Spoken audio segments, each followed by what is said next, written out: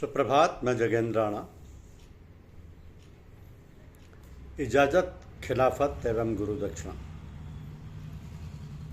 यह हमारी आज की आध्यात्मिक चर्चा का विषय है। इजाज़त, खिलाफत एवं गुरु दक्षिणा।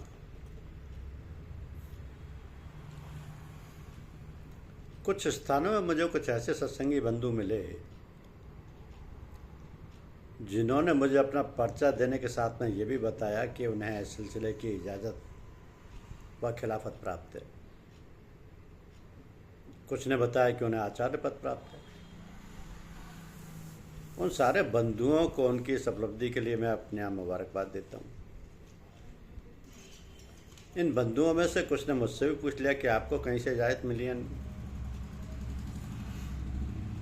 सच्चाई यह है कि मैं अपने को इस उपलब्धि के योग्य ही नहीं बना पाया।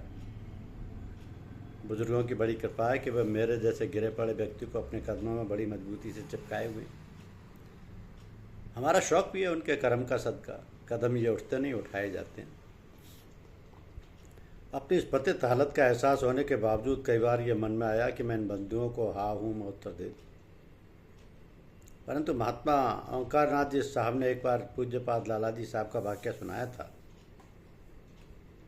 ये वाक्य ये था कि एक बार एक छुट्टी के दिन पूज्यपाद लाला जी साहब सत्संगी भाइयों के पत्रों के उत्तर देने की गरज से बड़ी हिम्मत के साथ बैठ गए।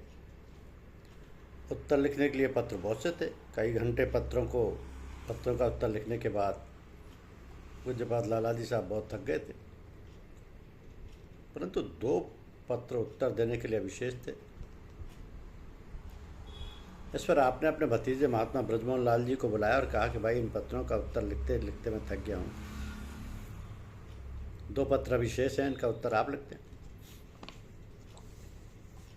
इतना कहने के साथ आपने वो दोनों पत्र महात्मा ब्रजमोहन लाल जी को देते समय फरमाया कि इनमें से एक पत्र पढ़ें। उस पत्र में एक भाई ने पूज्यपाद लाला जी महाराज को सूचित किया था कि थोड़े दिनों से मेरी धर्मपत्नी व बच्चों का स्वास्थ्य ठीक नहीं चल रहा है तथा दफ्तर जिसमें वे कार्य करते हैं उसका वातावरण भी उनके विरुद्ध है। तो पूज्यपाद लाला जी साहब ने अपने भतीजे महात्मा ब्रजमोहन लाल जी से पूछा कि बतलाओ भाई, आप इसे क्या उत्तर लिखेंगे। इस पर महात्मा ब्रजमोहन लाल जी ने बतलाया कि उनको लिखेंगे कि आपका पत्र मिला, पढ़कर चिंता हुई, आपके हक में मुनासिब दुआ की जाती है। इस पर पूज्यपाद लाला जी साहब ने फरमाया कि ना भाई ना, पहले दुआ कर लो फिर लिखो कि आपके वास्ते मुनासिब दुआ की जाती है। इसके साथ में एक हिदायत और फरमाई जो उस लेखक को बड़ी सख्ती से मार्गदर्शन कर रही है। आपने फरमाया कि रूहानी पत्रों में झूठ की कतई गुंजाइश नहीं है। इसको इस सेवक ने ऐसा मान लिया कि रूहानियत में झूठ की कतई गुंजाइश नहीं है। तो अपने सदगुरुदेव द्वारा समय समय पर व्यक्त किए विचारों के आधार पर मैंने एक लिखा था। तब ये समझ में आया कि भाई, खिलाफत के माने हैं खलीफा होना, और खलीफा का शाब्दिक अर्थ है उत्तराधिकारी, परंतु आध्यात्मिक संदर्भ में उसका अर्थ बहुत कुछ है। परम संत महात्मा ओंकारनाथ जी साहब इस विषय में यूँ फरमाते हैं कि जो काम वे अपनी सारी जिंदगी में करते रहे हों, उनके बाद जो शख्स इस काम को बिल्कुल वैसा ही करता चले तथा उनकी अनुपस्थिति का कतई एहसास ना होने दे, तब वह व्यक्ति उस संत का उत्तराधिकारी या खलीफा यानी खलीफा होता है। तो 4 जून सन 1939 को परिस्थितिवश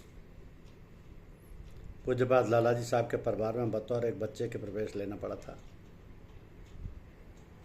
तो पूज्यपाद लाला जी साहब को पर्दा किए हुए 8 वर्ष व्यतीत हो चुके थे, परंतु साहब की धर्मपत्नी यानी हम सब की बड़ी दादी जी ने व उनके शोक पुत्र महात्मा जगमोहन नारायण जी ने उस घर को वैसा ही संजीदा, गर्मामय और सौहार्दपूर्ण वातावरण बना रखा था जैसा कि वो पूज्यपाद लाला जी साहब के ज़माने में हुआ करता था। तो जो सत्संगी भाई आया करते थे उनके साथ सारे परिवार का बिल्कुल वैसा ही व्यवहार हुआ करता था जैसा कि लाला जी साहब के सामने हुआ करता था, तथा किसी भी भाई को कतई एहसास ही नहीं हो पा रहा था कि अब पूज्यपाद लाला जी साहब इस घर में नहीं।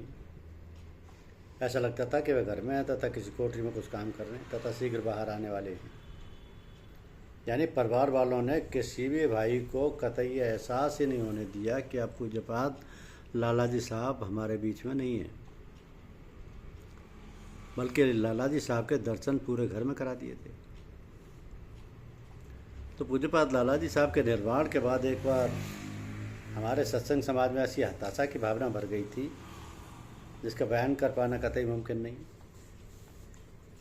पूज्यपाद लाला जी साहब के बड़े बड़े फिदाई सेवक चिल्ला चिल्ला कर कह रहे थे कि अब क्या धरा है, लाला जी साहब तो गए, अब क्या बचा है। और धूप थी जो साथ गई आफ्ताब के। हकीकत के ये है कि ये सब कहने वाले ठीक थे, उनका कहना सही था। जैसे एक पतिव्रता स्त्री को उसके पति की मृत्यु के बाद में उसके काम का दुनिया में कुछ नहीं रह जाता। यही स्थिति एक सच्चे शिष्य की होती है।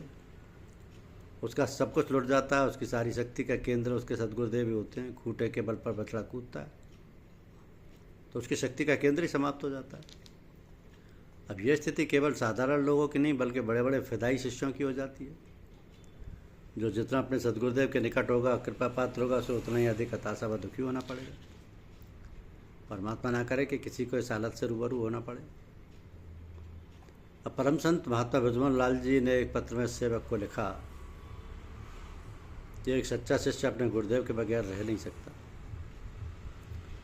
और यही बात हज़रत अमीर खुसरो साहब के साथ हुई। आप महबूब इलाही निजामुद्दीन साहब औलिया रहमतुल्लाह दहलवी के खलीफा खास थे। जब आपके सदगुरुदेव का निर्वाण हुआ था तब आप लखनऊ में थे। आपके ज्यों ही दुखद आपको सूचना मिली, आप दिल्ली के लिए चल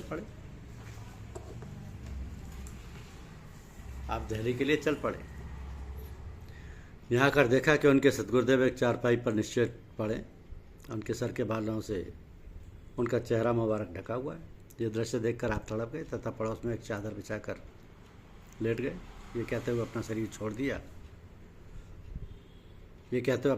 दिया कि गोरी सोई सेज पर मुंह पर डाले केस, चल खुसरो घर आपने रहन वही चौं देश। अपने सदगुरुदेव के निर्वाण के बाद हजरत अमीर खुसरो को सारे संस्कार में अंधकार दिखाई देने लगा था, सारे संसार में। ऐसी हालत को महात्मा सूरदास जी ने अपने शब्दों में यूं बयान फरमाया कि भरोसो दृढ़ इन चरणन करो, भरोसो दृढ़ इन चरणन केरो, श्री वल्लभ पदनक चंद्र छटा बिन सब जुग माही अंधेरो। आपके सदगुरुदेव स्वामी वल्लभाचार्य जी थे। आपने भी महसूस किया कि गुरुदेव के चरण कमलों के अलावा सारे संस्कार में अंधकार ही अंधकार है। तो पूज्य लाला जी साहब के निर्वाण के बाद हमारे सिलसिले के बहुत से संतों ने, जो भाई लोग लाला जी साहब के विछोह से बहुत ही दुखी थे, उनको एहसास करा दिया कि पूज्यपाद लाला जी साहब के कहीं गए नहीं हैं, उन्हीं के साथ हैं तथा पहले से अब ज़्यादा नज़दीक हैं। यह रूहानी खिदमत जिन लोगों ने की तथा किसी शख्स को अपने सदगुरुदेव की अनुपस्थिति का कतई एहसास नहीं होने दिया, वही लोग उन महापुरुषों के उत्तराधिकारी कहे जाने के पात्र हैं। हज़रत पैगंबर साहब की पहली वाली पत्नी के सुपुत्र का श्रेयांत हो गया था। वो अपनी तकलीफ़ हज़रत पैगंबर साहब के सामने अक्सर व्यक्त किया करती थी। एक दिन हज़रत पैगंबर साहब का दिल भर आया। उन्होंने उनसे कहा कि आपका पुत्र स्वर्ग में है तथा मज़े में, अगर आपको विश्वास ना हो तो स्वयं देख लें। आपकी धर्मपत्नी ने उत्तर दिया कि हज़रत, मुझे अपनी आँखों से ज़्यादा आपके कहने पर विश्वास है। अगर आप ऐसा कह रहे हैं तो सच ही है, अब मुझे स्वयं देखने की इच्छा नहीं। तो ये इस एहसास को कराने के लिए इन बुज़ुर्गों ने जो कुछ किया वो सच्ची गुरु दक्षिणा है। इजाज़त व खिलाफत कोई पद नहीं है बल्कि एक आध्यात्मिक स्थिति है जिसे गुरुजन शब्दों द्वारा व्यक्त कर देते हैं। पद का असर तब तक काम नहीं करता जब तक कोई कहे नहीं कि मैं डीएम या मेरा पद ये। यह आध्यात्मिक स्थिति है जिसे मुंह से व्यक्त करने की कतई गुंजाइश नहीं। जिस व्यक्ति की जैसी आध्यात्मिक स्थिति होगी वह जहाँ भी बैठेगा बगैर कुछ कहे हुए लोगों पर असर करने लगती है। परम संत महात्मा ब्रजमोहन लाल जी साहब के शब्दों में, हकीकत खुद को मनवा लेती है, मनवाई नहीं होती। धन्यवाद।